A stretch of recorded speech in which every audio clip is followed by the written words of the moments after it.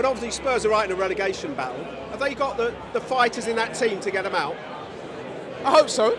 I think they have no choice at the minute. You know, when you look at West Ham and their performances at Leeds, Forest, these teams seem like they're getting a little bit of momentum, a little bit of confidence. I think there's nowhere to hide now. I think these Tottenham players, it is what it is. It's a reality. You know, you're in a relegation fight, and you're going to have to find something to get out of it.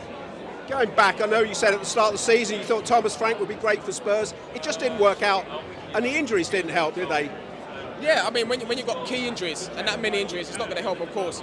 Of course, you like to think the players that will come in and produce and still put in those same level of performances, but it's been difficult. It was difficult last season. It's quite funny actually because last season had probably the same amount of injuries, and it's happened this season. Some key players, and like I said, it's been frustrating in that. But now, hopefully, getting 1 or 2 injuries back, and the level of performance has to go up.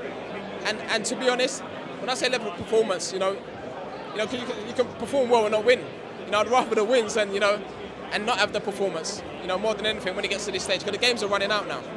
And of course, last season they struggled in the league, but won a European trophy. Yeah. I think the fans will settle for that now, wouldn't they?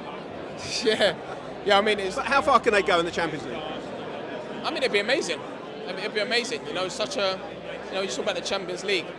No better trophy to win for any team really. So I don't know. I think of course you have to focus on the Champions League, but at the same time, domestically, the boys have to win.